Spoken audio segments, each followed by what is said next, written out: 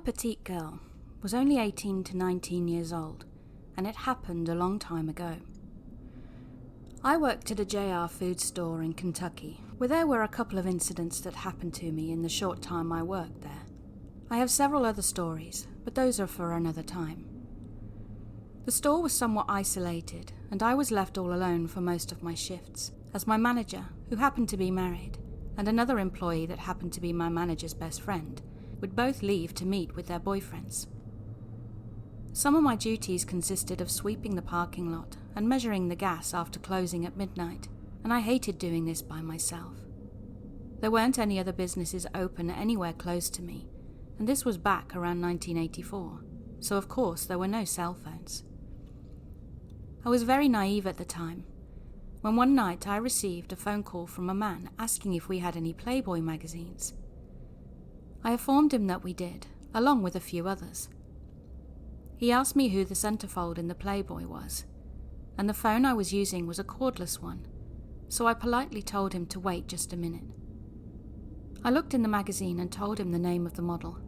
Then he asked me if her privates, or words to that effect, looked juicy. I froze and hung up on him, and thank goodness he didn't call back. It scared me so badly, and I really felt like an idiot for even looking the centerfold up for him. The second incident was a lot scarier than the previous one, and it was when I was hired that I had been instructed to call the police if anyone stayed out in the parking lot for more than 15 minutes. There weren't many people that came into the store after dark, and that night I was actually scared for my life. I had completed my duties and was just waiting until I could close the door and go home, when a man pulled up right in front of the door in a light-coloured car. Now I have been able to distinguish the make and model of any car, so I waited for him to come in, happy that someone would break the silence of my shift. I could see him as I stood by the cash register. He was leaning over, looking at himself in the rearview mirror, continually wiping his face with his hands. I couldn't see anything on him from where I was standing, but immediately got a really bad feeling about what he was doing. When he had pulled up, I glanced at the clock and the time crept by as I watched him wipe his face over and over. I waited 15 minutes and then called 911 and told the dispatcher about the situation. In no time at all, the police cars pulled up and confronted the man, and I watched them handcuff him but didn't see anything else due to the fact another customer had come in to buy some gas. It seemed like forever before one of the officers came in to thank me for calling them and to ask if I was okay. However, what he told me next made a shiver run through me and my blood ran cold. He informed me that the man had been wiping blood off his face, and there was a huge butcher-type knife with the handle broken off that was covered with blood as well. He said the man appeared intoxicated, and as his car was running, they arrested him for DUI. The officer added that they had contacted his family, and everyone appeared okay. But he added that they didn't know whose blood it was, but they would continue to investigate to see if they could find someone that he might have hurt or killed. I never heard anything in regards to the case, but I realized that in hindsight, anything could have happened to me that night, so I quit shortly afterwards.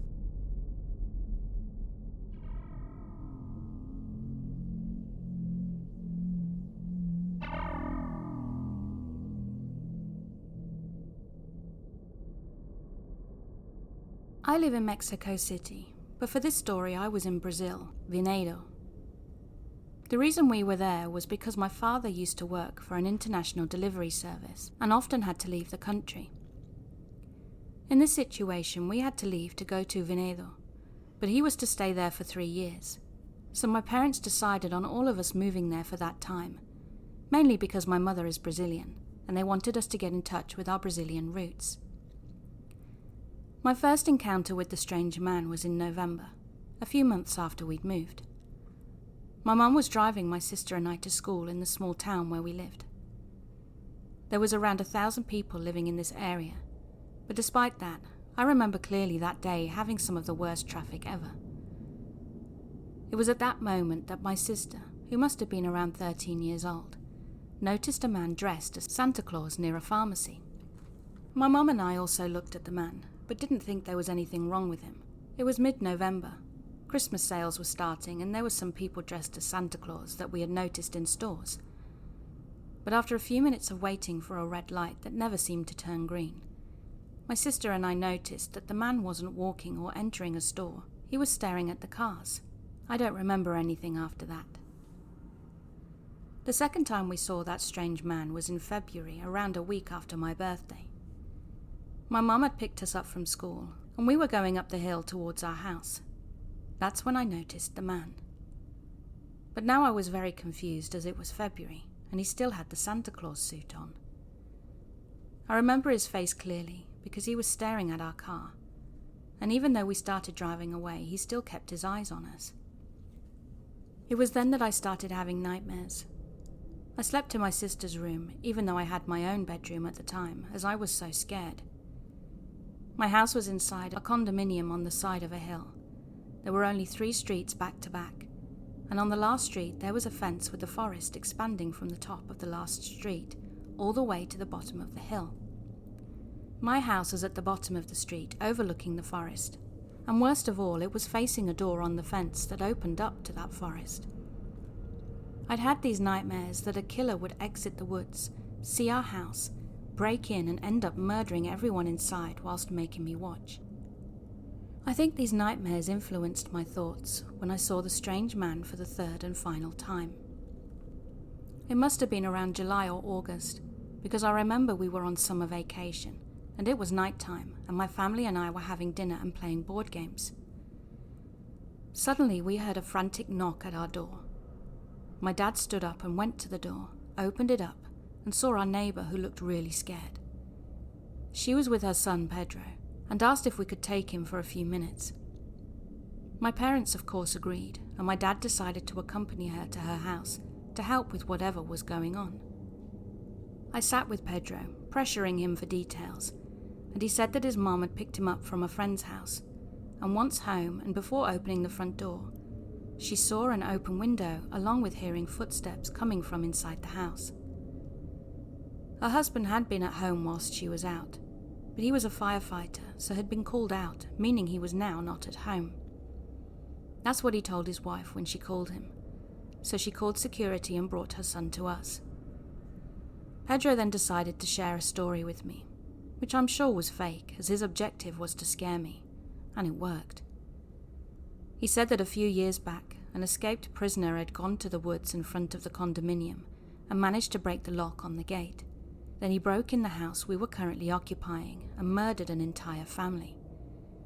So that, combined with what was happening at my neighbour's house, and my nightmares, made me even more of a terrified wreck. After an hour, I decided to leave to seek comfort from my dad, but he wasn't happy that I'd left the house without telling anybody, especially if there was a possible home intruder next door. I was there when the security guard called the cops, opened the door and searched the house. In the end, it turned out to be a false alarm, as the window was just open because Pedro's dad had forgotten to close it when he left, and the footsteps were actually the sound of water dripping from a tap, so we were all relieved. But when I looked at the wall separating my house from my neighbour's, I made a chilling realization. The man, dressed like Santa Claus, had jumped from my neighbour's backyard to ours, and the fence was high, but there was a certain area where you could climb easily to the other house. But again, considering the nightmares and the situation that had happened that day, I'm not sure if it had actually happened or if it was a figment of my imagination. After that, I don't remember what happened, and I never saw the man dressed as Santa Claus ever again. But even today, I asked my mum if she remembered him, and she does. After all that happened, I'm pretty sure that the man was either a stalker or just crazy.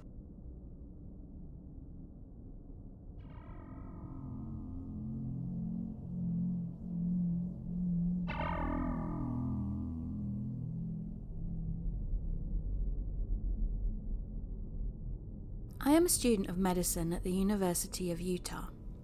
This info will become relevant later. And I had an experience with something I cannot explain. For spring break, a couple of buddies and I from class pulled some money together to rent a houseboat. The first few days were fun, and we had no problems. That is until the third day of our trip. It was around 1 a.m. I was the only one up and I was reading when I realised how much of a mess we'd made. It stank. 3 days of guys not showering and throwing back multiple packs of beers will definitely do that. But there was a scent I could pick out of the body odour. A smell reminiscent of when you leave popcorn in the microwave for a couple of seconds too long and their cores are all burnt black. It started to nag at me as it got stronger by the second, so I started investigating the source of it when I suddenly heard some noises. It could have just been my ears overly adjusting to the silence, but I swear I heard something. It had a squishiness to it that could only be described as walking in tennis shoes, and that they had been completely soaked. I swear I was going insane or just having an episode after a midnight hangover. But then I saw the undeniable, real and physical proof that I definitely wasn't going mad. Small puddles of water were leading down a narrow hallway, so I thought that one of the guys must have been making their way to the bathroom. But that didn't explain the puddles. Maybe they'd spilled a drink on themselves, or perhaps being blackout drunk pissed themselves on the way to the bathroom. So I went over and knocked on the door, asking if they were okay and if they needed any help with anything. But the unlatched door swung open with the force of my knocks, where I could see a shadowed figure staring into the mirror with such an intensity that I felt as if I was interrupting some grand ceremony. I studied its silhouette to try to discern which bunkmate it could be. However, the shape was wrong. It didn't match any of my friends or even a human for that matter. Its upper body was deathly skinny with a jagged and not symmetrical frame, and when I looked down I saw plump round legs that could only belong to someone weighing over 400 pounds. I had to know I was wrong, and wished I hadn't come over. I could have said, sorry, closed the door and gone to bed. But no, I had to know what was going on. So I flipped on the light and my vision exploded with colour. It was horrible. The creature was mostly a drenched skeleton bonded together with stringy red meat, and its face bore only its right eye and a small stretch of skin that covered the right side of its face, like a fleshy version of the mask the Phantom wears on Broadway. A glance down revealed a blue set of wet, obese legs, with skin slowly peeling away like a large blue sunburn, and a pair of athletic shorts was the only thing that could prove that this thing was once a human. Its eye widened as it finally caught a look of itself. Then it opened its mouth and dark thick liquid sputtered out onto the mirror and sink, the chunks of which slowly rolled down the glass surface. Then for about 10 seconds its jaw lowered and raised slightly as if it was trying to find its voice, and it did. A scream escaped with guttural lows and high pitches, combined in a sound that wasn't meant for this earth. Then the thing's head jolted up as if something had touched it, and it certainly wasn't me. Its exposed ribs tore into my shoulder as it threw itself out into the hallway. Or maybe it didn't, because for the next several seconds I would view this once human thing and grasp onto anything as an invisible rope would tug on its midsection. It bounced up and down the hall and out onto the deck until it caught the fence, the last separation between boat and water. I gazed upon it for the last time, and in its eye I could only see a look of seemingly shared terror, but there was a hint of sad desperation also. A blend of flesh and bones reached out to me, its extended fingers quickly collapsing as it seemed to realize that I wasn't going to help. The siren coming from the hole in its face crackled then, lowered to a hum, and it seemed to give up, releasing any grip that was keeping it from the depths. Its body disappeared underwater. I am writing this around 3 a.m, as I have been having trouble sleeping since then, and I can still remember its body. As a student of medicine, I feel more sick as I might know how it died. Its bony red upper body must have been the result of multiple third-degree burns. There was no skin remaining above the waist, other than the patch around the right eye, and its enormous dark blue legs were from bloating after staying underwater for months on end.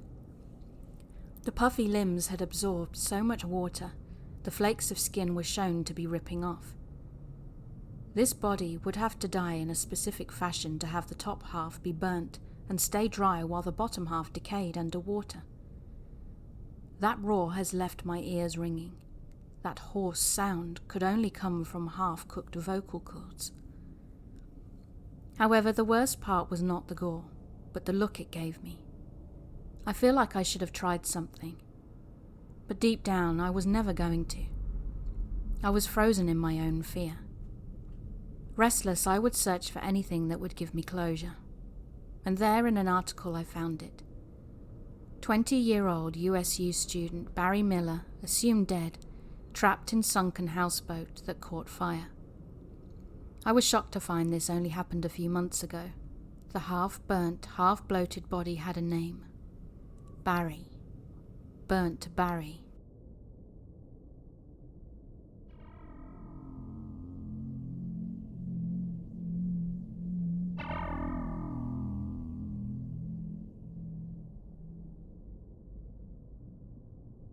So I just got back from a trip to New York City, where I go multiple times a year, as I have family and a handful of close friends that live there.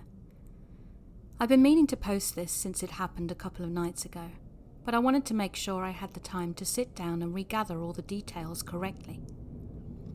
I'm sure we've all heard crazy subway stories at one point or another, but I never thought I would end up in one this terrifying. I was heading back to my hotel from a friend's house at about 3 a.m. the other night. The friend lives deep in Brooklyn, and my hotel was in Manhattan. So if you know the city, you know that's about a 30 to 45 minute long train ride, give or take. My train finally arrived and I was happy to be headed home as I was exhausted and it was late. My trip had been going unexpectedly well and up until this point, so I had faith I'd be able to get home with no worries, especially since the trains and streets were basically empty at this hour. The train was brand new and had just been cleaned, something I've never seen before, and it even smelled like a new car and still had fresh mop water on the floor. There was only about 3 other people on my train, all minding their own business. So far, so good. About two stops into the train ride, a man that looked like he was in his late 20s stumbled into our car mid-ride through the connecting doors. He had on a Nike ski mask, which usually isn't a good sign on a nice 70-degree night in general context. But I'm not one to judge by appearance. Plus I know the type of mask he had on is sort of a trend nowadays, so I didn't think too much of it at first. He sort of hobbled in and was clutching his stomach, almost as if he was concealing something or hiding a wound. His eyes were bloodshot red, and at first I thought it was because he was high or something, and he immediately hobbled into the nearest corner and sort of skulked into it, facing it until the next stop. He then ran out the closest door and erupted into the most painful crying I've ever heard. He was just screaming, moaning and crying, all while stumble running alongside the stopped train on the platform, still clutching his stomach. He was screaming things like "why?" and gasping through his tears. Keep in mind I'm sitting in the middle of the train facing away from the side he'd gotten off from, so I was kind of breaking my neck to see what was going on as he was running behind me. He then ran back inside the same car through the door on the opposite side, so he's now on my left. There was no one in between me and him now, since everyone else was closer to the right side. Then he did the sulking while facing into the corner thing on the other side of the car again. But this time he kept scream-crying and yelling things like, "Why?" again. But he was crying so hysterically that it was hard to make out a lot of what he was actually saying. From the certain words I gathered though, I'm almost positive that a very close friend of his had just gotten killed or something. It's the only thing that would explain the way he was acting and the things he was saying. Plus he was suited up like he had just come back from a street mission gone bad or something. At this point, everyone on the train was frantically flicking their eyes over to him every few seconds, and you could tell they were panicked, but not trying to cause a scene about it or rile him up more than he was. I was getting a little sussed out myself, but I had seen and heard about worse on the subway, and if someone he knew had really just died, then I honestly just felt sorry for the guy before anything else. But then the entire situation escalated to a point that I had only seen in movies or crime shows until now. The man stayed in the corner, crying, screaming and muttering things to himself for another 3 minutes or so, all the while still clutching his stomach, as if he was concealing something. I had definitely seen a black object in his hands by this point, but I couldn't tell if it was big enough to be a gun or not. After I saw this, I tried not to take my eyes off him for too long, since I was the closest person to him, but I also didn't want to stare. By this point, he was starting to say concerning things like, "Someone's got to pay for this," and then he would just repeat it louder and louder. And then he burst into a dialogue that made my heart drop. Keep in mind he's still facing the corner, hunched over, clutching his item. "All you mofos sitting on this train right now, you're gonna feel me tonight, you hear me? You're gonna feel me tonight, and you're gonna hate it too." He kept getting louder and louder as he was saying this, to the point where he was basically screaming by the last part. I don't know what he said after that, because as soon as that train stopped next, I bolted. He was screaming at me as I got off, but I couldn't hear it, and I definitely wasn't going to turn back. I ran back up to the nearest street exit, chain-smoked a couple of cigarettes, and waited 20 minutes for the next train to come. I've seen enough in my life to know that this wasn't a situation I was willing to gamble with at all. I pray the last 3 people on that train got home safe and nothing happened. I briefly searched Twitter and the news the next day for any possible info I could find, and I didn't see anything. But who even knows what's worth a headline to them down there anymore?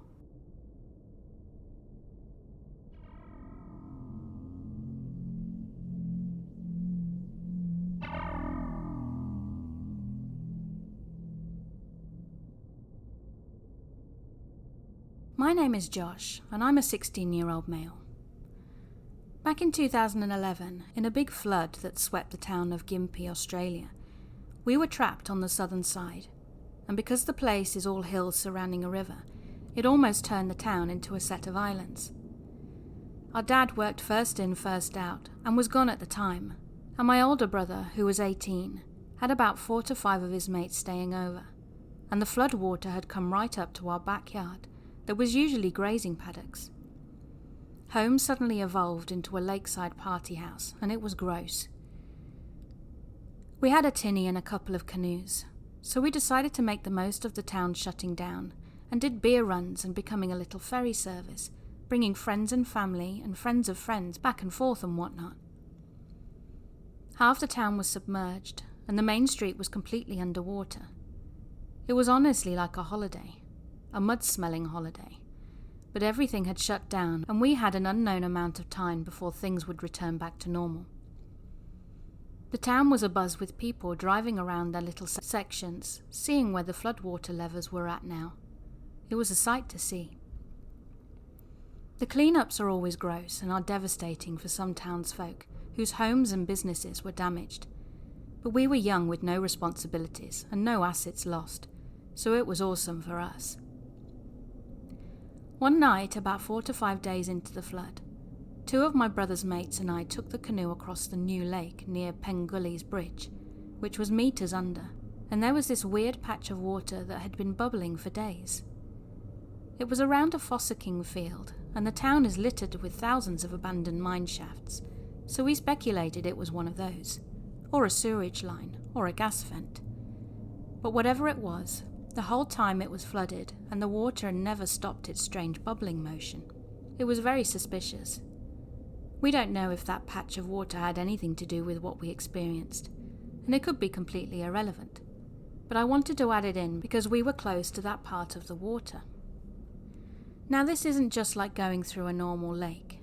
There were half-submerged trees, floating logs, branches and debris floating around, and logs had seemingly popped up out of nowhere and rammed into us, so it was actually pretty dangerous if you weren't careful. It was night time and we were headed across the lake when we were just nearing the weird patch. Our destination was where the water hit the road, where our mates were waiting in their car, parked up to the water's edge with a delivery. We were about 100 meters offshore when we hit something solid and it jolted us in the boat as we went from fast paddle to a stop. We continued onwards, assuming it was just a big branch or something, and we slowly navigated through that area, inspecting the depths with our paddles. Then something between us and the shore thrashed at the surface of the water, and whatever it was big to have made that sort of splashing. Our mates in the car turned on their spotlights to get a better look, as they noticed it too, which in effect blinded us. The three of us in the canoe stayed dead quiet, and the land was close, yet so far away, but the big splash was between here and there. We very enthusiastically paddled the rest of the way over, and had a good laugh with the boys once we got on shore, as they said the looks on our faces were priceless. But agreed whatever had jumped had been big, and we speculated on what sort of fish it could have been. We spent an hour or so in town before we decided to head back, and one of my brother's mates bailed, saying he was going to chill this side of the lake and head back over tomorrow. So it was Richie and me to brave the floodwater alone after the big splash. And of course the others made sure to bring it up as much as they could to try and freak us out, but they didn't have to. The sort of fear that comes to you on water when you feel uneasy or unsafe is an instinctual, primal one. I was honestly terrified, but I put on a brave face. This time we didn't have the headlights pointed over the water, so it was darker and the world was turned to shadows. Even the house lights on the hilltops were mostly out. It was so silent. I remember the oars sounded so loud as they splashed through the water, and try as you might, it's impossible not to get drenched, so my discomfort was through the roof, to put it mildly. We passed the weird spot and I began to feel safer. That was the creepy part done. Now the other 800 or so meters. Yay. We hit another solid thing and did our careful prod and poke method to slowly maneuver it away. But my oar touched something and it jolted. I don't know if you've ever felt that feeling before. It's similar to stepping on a fish at the beach, and it's happened to me before with big eels during the day. But this time I was shook, mostly due to the fact I was in this situation. I brought my paddle out of the water and began swearing profusely, letting Richie know that I had touched something that moved. We stared around the glass like water for a few breaths. Then out of nowhere, breaking the silence, something rammed the canoe, hard. We rocked back and forth and kept it steady somehow, all my wildest nightmares playing out. Richie pleaded frantically for me to paddle, but I was honestly just stunned and frozen, reluctant to put my arms anywhere near the water. But staying out here, we were sitting ducks. I joined in Richie's paddling, and the lights of the veranda were in the distance. We were getting closer. Then bang! Whatever it was collided with the canoe again, and it lifted the back of the canoe where I was seated upwards. The hit was hard enough to propel us forward a few meters. By this point, we were shouting out towards the house as we paddled for dear life. One more hit like that and the canoe would capsize. And if that happened, well, it makes me feel sick just thinking about it. My brother and his mates ran down with torches and were shouting out to us. Communication was intangible at this point as my ears were rushing. I was puffed up and felt like I couldn't breathe. Yet all the same, I tried to convey that there was a thing. On that last leg, nothing else happened except loud scraping and scratching sounds under the canoe. At the time I thought it was the thing, but later summed that up to the tops of bushes in the shallows. All the same, my body clamped up at the sound, and I let out more swear-filled wails. We stood watching the water for a few hours into the night from a safe distance, and after I went to bed, my brother, Richie, and another mate said they saw something splash again. The next morning I still went out on the water, but only in the tinny. I hate canoes, and personally think kayaks are only for the truly reckless. I was sitting on the veranda the next afternoon when I swear I saw something big bob in the water from very far away. It was probably just a log, but I swear every stick and shadow I came across felt like it was the thing from that point. I honestly don't even know what it looked like. It was straight up strange, and I don't know what it could have been. But I personally think it was a cave monster from one of the old mine shafts and the mysterious bubbling swirl. Richie thinks it was a croc. Another mate thinks it was just some sort of messed up fish, and my brother thinks we were just messed up. Guess we'll never know. One thing I do know is, though, be careful near floodwater. You never know what lies beneath.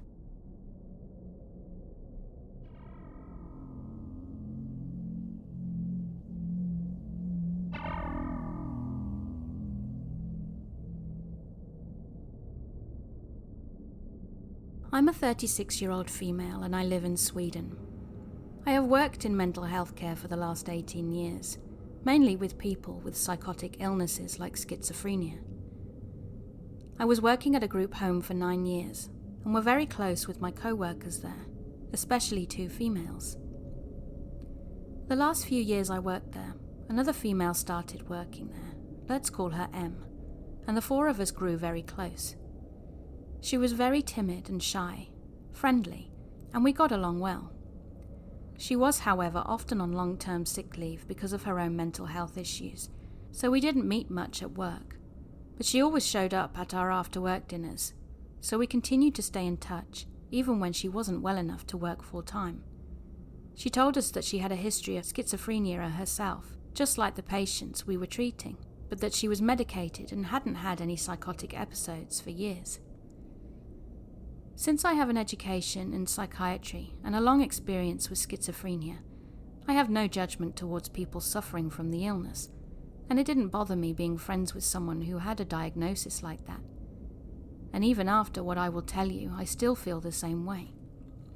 In the summer of 2023, I had moved on to work at a new place, also within mental health, but this time forensic psychiatry, like a halfway house for mentally ill murderers, etc. The 4 of us stayed in touch and still met every now and then for dinner parties. M told us that she had been evicted from her apartment because of an incident where she had accidentally entered her neighbour's apartment in the middle of the night. She told us that in the huge apartment complex the doors all look exactly the same, and that she simply walked in the wrong door by accident, and that the neighbours had created a scene out of pure drama and reported her to the police. I somehow felt that while that sounded out of proportion to evict someone just for that, perhaps the landlord took that kind of action because he judged her based on her medical history, and I felt bad for her. I questioned her if something else happened, and she claimed that it didn't, and that this was the full story. In Sweden, it's very difficult to get a contract for an apartment when you have gotten evicted. You pretty much get blacklisted. Em asked me if she could move in with me. Since she was literally on the street, literally homeless, I said of course she can. I've always gotten myself into uncomfortable situations by saying yes instead of thinking about myself, and I had no idea how severe this situation would get when I said yes to Em. I live in a pretty small apartment. It's 1 bedroom that pretty much only fits a bed and a desk, a living room that fits a couch and a TV, no room for an extra bed, a small kitchen and a small bathroom, and I have 2 cats. We decided that Em was going to live in the living room, and I offered her to throw my couch out so she could have a bed there, but she said that she was fine with sleeping on the couch since it's comfortable enough, and I insisted on giving her a bed, but she declined. There's a door between the living room and bedroom, but between the living room and hallway there's just an open arch, so she wouldn't have total privacy. I hung up a thick velvet curtain covering the arch so it at least gave her the sense of a door and more privacy than nothing. There's another door from my bedroom to my kitchen, so I have 2 doors to my bedroom. I have to have one of them open at night since my cats want to go in and out, and they also have their litter boxes in the bathroom and food and water in the kitchen. I naturally kept the kitchen door open and not the living room door, since that's where Em lived, and we wanted to keep our privacy somehow. She wasn't working at this time because she was on one of her long-term sick leaves, while I was working shifts, so sometimes I had to get up at 6 a.m, and sometimes I didn't get home till like 11 p.m. I have really severe insomnia and need to combine zolpidem with Largigan, and even with this I still wake up easily. I told her that I would appreciate if she could try to stay quiet those nights when I have to get up at 6 a.m, but that it's fine if she's loud when I'm off work or when I do the evening shifts. She was a heavy smoker and a coffee drinker, so I bought her a coffee machine to make her enjoy her living situation more. The coffee machine and the sink was placed right outside my bedroom door, and the kitchen is very small. So the first night together, I had to get up at 6 for my shift. As usual, I had a hard time falling asleep. Emma had been up several times that night to go out to smoke, and I woke up every time. At 5 a.m. she started making coffee, and since it's literally outside my bedroom door, I got wide awake from the sounds of it. I asked her in the nicest way possible why she was up this early, asking if she had any plans today. I mean, she's on sick leave, why not sleep at 5 a.m. if you can? And she just said that she couldn't sleep. I said that I was sorry. I would just appreciate it if she could wait until making the coffee until 6 a.m, as I really need this last hour of sleep because of work. Adding to why I needed my sleep is that I have epilepsy that gets really bad when I don't get enough sleep. I usually get a lot of seizures when I don't get at least 4 hours. I knew that I would probably get seizures at work now, meaning that this day would be both stressful and potentially dangerous for me, since there's a huge risk that I fall and hurt myself. And it's not a good thing to get cramps and seizures amongst mentally unstable criminal clients who you're supposed to care for. I know that it's not an ideal situation to work in that field with my condition, and I can inform you all that I did quit after only 6 months. But she said she really wanted coffee with her cigarettes, but that she would try to wait the next time I have to work. I accepted this and went on with my day, but things didn't get better. She continued to wake me up early in the morning and through the nights, and continued to promise to stop, but insisted that she really wanted coffee with her cigarettes. I suggested making the coffee the night before, or drinking iced coffee or Coke instead, but she didn't want that. I may add that she demanded for me to be silent at 10 p.m, because that's when she wanted to sleep, and I respected that. She used to get these moments of binge eating, where she would empty my fridge and pantry from everything I had. I remember this one time when I had bought a big loaf of bread, and she texted me 30 minutes after I left the apartment saying, "Hey, I'm sorry I ate your loaf of bread. I'll buy it back once I get money." Like an entire loaf of bread in 30 minutes. I had told her when she moved in to feel at home and what's mine is yours, so I couldn't really get mad, but it started to annoy me for 2 reasons. It was getting kind of expensive since it was such huge amounts, and it was always in inconvenient times of the day, like after an evening shift when the store was closed, and I came home hungry and she had emptied the kitchen from everything I had bought the same day. Em had long black hair that was everywhere, all over the sink, the floor, the bathtub. I'm no clean freak, but I think anyone could understand that this isn't the nicest thing to step in or see everywhere in your house. She also left her fingernails and toenails on the bathroom floor. There were also pee drops on the toilet seat every time she had been to the toilet. I saw a silverfish on my bathroom floor. Never ever seen one before. And they eat hair and skin and nails. So I figured this fella probably enjoyed life because of the new dirty condition my bathroom was in. At first I didn't want to say it straight out, because I thought it would hurt her and I didn't want to make her uncomfortable. So I just put a broom and shovel in the bathroom to imply that we need to sweep the floor more often. This didn't seem to work, so after a while I told her in the nicest way possible with a smile on my face, "Do you think we could try to clean the floor in the bathroom more often? We tend to lose some hair when we brush it, and I'm afraid we may get pests. I saw a silverfish the other day and I don't want it to get worse." I always made sure to say we instead of you, so she wouldn't feel attacked. She promised to think about it, but nothing changed. I started dating a guy and was head over heels for him. He was also in a roommate situation, so we had a tough time getting any time alone. I asked Em if there's any chance that we could get one night to ourselves every now and then in the apartment, and that she of course would get the apartment to herself as well. She didn't like the idea and claimed that she had nowhere to go, no friends or family. I wasn't asking her to leave for 24 hours, just a few hours so we could just get some quality time together. She could just go to the library or take a walk or whatever. I was at work for 8 to 10 hours, 5 days a week, so she got a lot herself. One of our old co-workers realised that this was really tearing up my mood, to never get any time for myself, and I started feeling really suffocated. She offered that Em could stay the night at her place. After all, they were friends too. But Em said she didn't want to bother her, but we told her that she didn't. They're friends.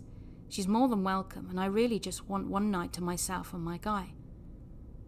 I didn't understand why she made such a big deal over leaving me in the apartment for just one night. She eventually accepted and spent the night there, and I spent the night away the next week so she could get more alone time too. When I came home the next morning from my night away, I saw that my cat's water bowl was completely dried out. There was no spill on the floor, and it looked like it had been wiped out with a towel or paper. I had filled it to the brim just the night before. I asked her how this was possible, and she said that the cats must have tipped it out, but there was nothing on the floor, like I said. My cats are overly social and usually cuddle up with strangers after just a few minutes. I noticed that the cats withdrew from her more and more over time, and the last couple of weeks they never left my bedroom except from when they ate or used the litter box. It seemed like they were scared of her, which I couldn't figure out since she was so timid. I had this old saucepan from the 60s that meant a lot to me. You probably wonder how a saucepan can mean a lot to someone, but it was my grandmother's, and it's the only thing that I have that belonged to her. My mother used to cook for me with it when I was little, so it has a great nostalgic value to me. She burnt it one day and made no attempt to clean it. She just left it on the stove and went out to smoke. I found it ruined and cried. She didn't even say she was sorry. She also broke dishes several times and didn't bother to replace them or apologize. This added to my frustration with her, naturally. It had been probably gone 2 months now, and she kept waking me up at night, kept binge-eating my food, never cleaned, never left the house, scared my cats and ruined my things.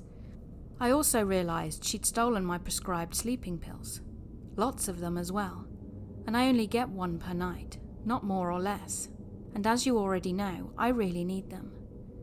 I had 20 of them in the nightstand when I left for work, and when I came home, they were gone. She denied taking them, which is pretty hilarious since no one else could have been there. My frustration was getting heavy. The summer heat was strong, and I felt locked up in my tiny room with my 2 cats, never getting any time to myself, never any alone time with my guy, except for once every 14th day. My apartment was messy and she was stealing from me. Out of nowhere, my old elementary school classmate texted me on Facebook, asking how I know Em. He had seen that I had posted on Facebook that we were roommates now, so I told him that we were old co-workers and that she needed a place to stay because she'd been evicted. He said, "I know. Do you know why she was evicted?" "Yeah, she accidentally went into her neighbour's apartment," I said. "That's not the full story," he said.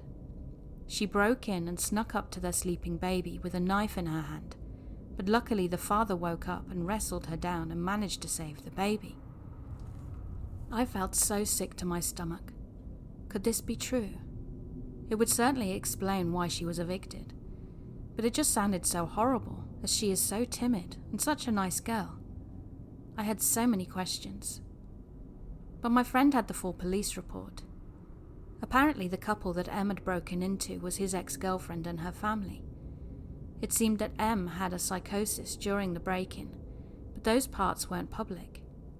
It was, however, clear to me that she had been lying to me about what had happened, and about how long she had been mentally stable. I started getting quite paranoid now, and I was already frustrated with everything, and really wanted her to move out. We did, however, have a contract that she had 30 days' notice. I knew that if I asked her in a harsh way, it would mean 30 days of chaos until she moved out, so I wanted to handle this as nicely as I could. I started looking for cheap hostels for her that I could suggest to her so she wouldn't be on the streets. I sat down with her and told her that I loved living with her, and I really feel horrible for this, but I just miss my alone time and that the apartment is too small for 2 people. I said it wasn't personal, and that I didn't want to live with anyone right now, and that I wished it would have worked out, and that I'm really sorry and I hope we will remain friends. She looked crushed and said that it wasn't possible. I showed her the hostel I found and said that I understood that it wasn't the ultimate situation, but I really needed her to move out because I felt suffocated, and also the summer heat was making it tough to always have the door to the bedroom closed, and that it was tough for me to not get my sleep, etc. She said okay, she was going to try to move out, but not until 30 days had passed, and I said of course. The first night after a talk, she got up and made her coffee at 2:30 a.m. I nearly had a mental breakdown. I was going to be up at 6 and couldn't go back to sleep. I asked her in the morning for probably the 10th time to not make coffee until I got up, but she didn't even answer me. She just sat on the sofa and stared out the window. "Em?" I said, and she kept staring. I was freaked out but left for work. She kept being weird, kept making a mess, kept waking me up, kept eating my food, and all I could think about was the incident with her and the baby and the knife. I eventually got so pissed off about being woken up by the coffee maker, so I unplugged it and stored it in my attic, which she had no access to. It may be childish, but I was getting so tired at this time. My sleeping pills had been stolen, and I was starting to feel like Ed Norton in the beginning of Fight Club. Well, the next night I woke up at 4 a.m. by her making coffee in a saucepan. Not my grandmother's saucepan, that one was ruined. I tried talking to her again, explaining the situation, but she just stared and didn't reply. Me being frustrated and on the tipping point, took the saucepan and stored it in the attic as well. I know, but I was going crazy and just wanted her to stop with these nightly coffee routines and get the hint.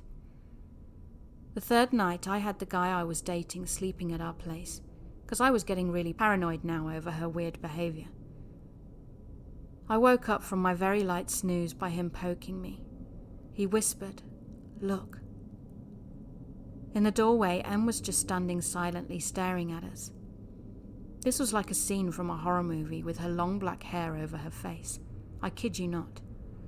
I didn't say anything at first because I wanted to know if she just stood there for a second doing something by the door, but I realised after a while that she was actually just standing still, staring at us. It reminded me of the ending of Paranormal Activity, when Katie just stares at Mika in the final scene. So I sat up and said, "What are you doing?" But before I could finish the sentence, she just slammed the door shut, and I heard the sound of something metal falling on the floor and her running into the living room. I yelled out, "You need to leave," and started crying hysterically because this was turning into a nightmare. Of course I didn't go back to sleep, and I was really happy that I had company that night. I just kept asking myself, had she done this before? Stared at me in my sleep? The next day when I got out of bed, I opened the door that she had slammed shut and saw a kitchen knife on the floor. So that was the metal sound I had heard before she ran off. I took all my knives and locked them in the attic as well. I then asked a friend of mine to come to my house and be here with me while I tell her that she had to move out immediately, that I couldn't wait 30 days. During the conversation, I really tried to stay calm. I know she has mental illness. I know she means no harm, even though I was so frustrated I couldn't hate her. I was mostly scared and tired. She, however, didn't even answer when I talked to her. She just kept staring out the window. She left the apartment and sent a text, instead saying that I was disrespectful for bringing a friend over to her place. Nighttime came and I thought this would be a quiet night finally, no coffee maker or saucepans. But at 3 a.m. I woke up by her burning dry coffee powder in a frying pan. At this point I just felt terrified of her. Her face was dead, her eyes were black. I suspected that she had gone into some psychosis. I stopped the fire and she just ran off to the living room in silence. I knew she had an appointment with her psychiatrist the next day, and while she was away I packed all her things. I then sent her a text telling her that she needed to pick them up and give me my keys back, and that I will give her money for a hostel for the upcoming 26 days. But she didn't reply. The guy I was seeing came to keep me company, in case she would fight about it, but thankfully she didn't. She left the keys without looking at us, and left. Our co-workers who were friends with us both told me that she'd moved in with a guy that she was dating, and she stayed there for a few weeks till she somehow amazingly got an apartment of her own. She started working again, and I was really happy to hear this. She seemed to do well. Then in January of this year, one of our old co-workers told me that Em had called her and told her that everything must burn, that she has a baby that she must save, and other delusional stuff. She had called 112, the Swedish emergency number, but they hadn't taken it seriously. Em had then proceeded to burn her entire apartment down because the voices in her head was telling her that she had to burn everything to save her friends and family. Her neighbours had tried to rescue her from the fire, but she had fought them off and ran back in and poured liquor on the fire to make it burn more. She was arrested and sentenced last week for aggravated arson. She will serve her time in a mental institution for a long time, possibly forever. What's ironic is that she will probably be in the facility where I used to work, and end up where she used to work herself. My old co-worker was a witness at the trial, and apparently she had stopped taking her medication because she thought that it made her feel numb, and she thought she was stable enough to function without it. Apparently not. She had also stopped taking her medication the last few weeks when she stayed at my house, so when she stared blankly into space, she was going into psychosis. When she stared at me with the knife in her hand, when she burnt the frying pan that last night. It's disturbing to think about what would have happened to me and my cats if she would have stayed, or if I'd have been a heavy sleeper. I also think about what would have happened to that baby that she snuck into before she was evicted. And yeah, I know it's crazy that I didn't just throw her out by then, but it was complicated. The reason why I haven't been able to talk about it with my friends is because they sympathize with her and have minimized my experience, and they think that I have made a bigger deal out of it than I believe it had been.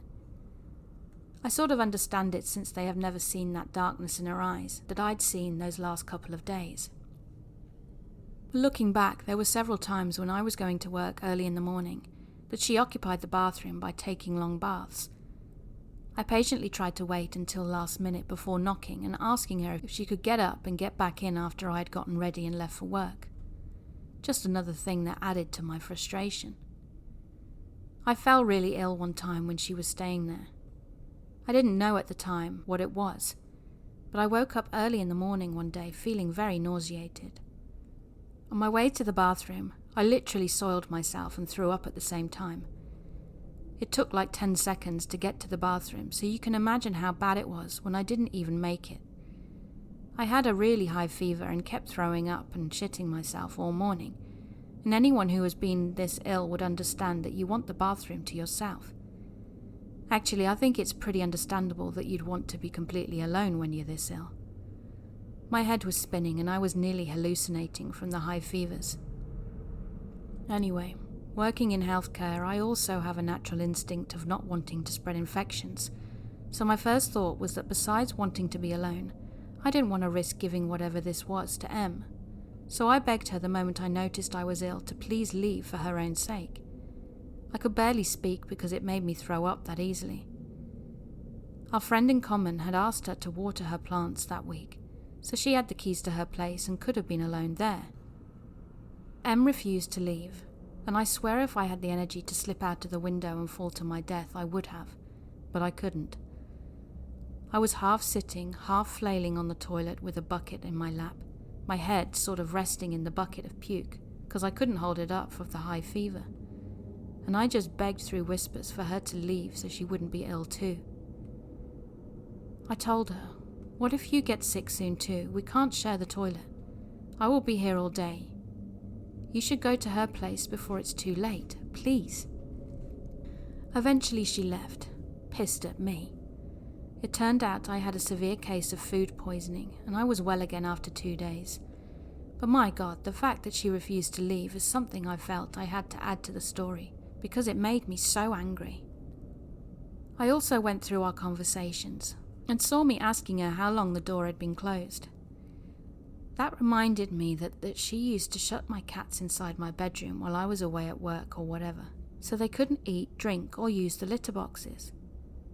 She claimed she just recently closed it because she was trying to sleep, but I remember she did it in the middle of the day one time. I'm so glad that M is now in my past.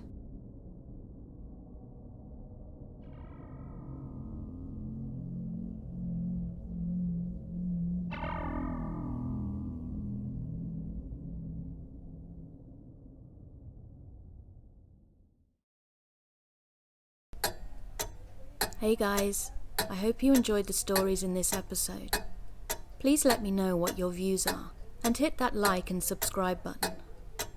Until next time, keep being creepy.